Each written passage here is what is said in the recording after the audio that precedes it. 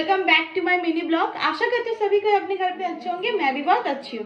फिलहाल मैं अपने मायके में हूँ, तो आज का ब्लॉग मैं थोड़ा बहुत बंगाली में बनाऊंगी, क्योंकि आज मैं एक बंगाली डिश बनाने वाली हूँ, तो जिसका नाम है पार्से माছের ঝোল ফুলকপি আলু দিয়ে। তো চলুন আপনাদের সাথে এই রেসিপিটা আমি শেয়ার করব, আর ভিডিও পুরো একদম এন্ড অবধি দেখতে দেখতে থাকবে। তো এখানে আমার মা ফুলকপি আলু কেটে দিয়েছিল, সাথে এখানে মাছ রাখা ছিল, মাছ ধোয়া হয়নি।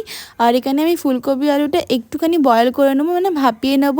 তারপরে আমি একদিকে কড়া বসিয়ে দিয়েছিলাম, তার মধ্যে আমি সর্ষের তেল দিয়ে দিয়েছিলাম। আজকের রান্নাটা পুরোপুরি আমি সর্ষের তেলে করব, কেন কি সর্ষের তেলে মাছ করলে খুবই সুন্দর হয় খেতে।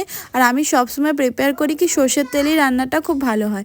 তো এবার তেলের মধ্যে ফুলকপি আলুটা দিয়ে দিলাম, তার সাথে একটু হলুদ আর নুন দিয়ে এটাকে ভালো করে ফ্রাই করে নেব। ফুলকপি আলুটা অলমোস্ট আমার ভাজা হয়ে গেছে। এবার এগুলো বার করে সাইডে করে নেবো। এবার কড়াতে যা তেল বেঁচেছিলো তার মধ্যে আর একটু তেল মিক্স করে নেবো। এখানে মা আমাকে মাছটা ধুয়ে দিয়ে দিয়েছিলো, তার মধ্যে আমি একটু নুন হলুদ মাখিয়ে নিয়ে মাছগুলোকে ভালো করে ভেজে নিয়ে বার করে নেবো। মাছ ভাজার পর যে তেল বেঁচে থাকবে সেই তেলের মধ্যেই একটু একটা শুকনো লঙ্কা, তার সাথে পেঁয়াজ, একটু জিরে ফোড়ন দিয়ে ভালো করে পেঁয়াজগুলোকে ফ্রাই করে নেবে।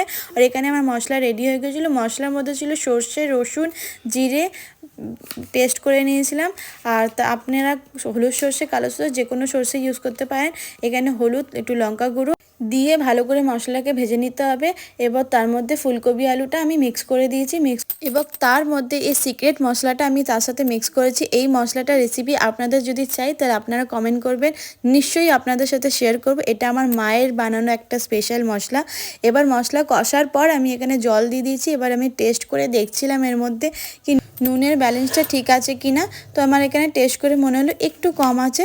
এবার আমি একটুখানি নুন, তার উপর থেকে একটুখানি চিনি দিয়ে ভালো করে ঢেকে দিয়ে 2 মিনিট অবধি এটাকে ফুটতে দেবে। তারপরে যখন দেখবে ভালো করে ফুটে গেছে, এবার যতটা আপনাদের ঝোলের দরকার ততটা ঝোল রেখে তার মধ্যে মাছগুলো আমি দিয়ে দিয়েছিলাম। মাছগুলো দেওয়ার পর আমি কিছুক্ষণের জন্য গ্যাসটা অন রেখেছিলাম, একদম গ্যাস আস্তে করে।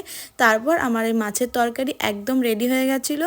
আর আপনাদের এই রেসিপিটা যদি ভালো লেগে থাকে নিশ্চয়ই লাইক, কমেন্ট, শেয়ার করুন। আবার দেখা হবে একটা ভালো ভিডিওর সাথে।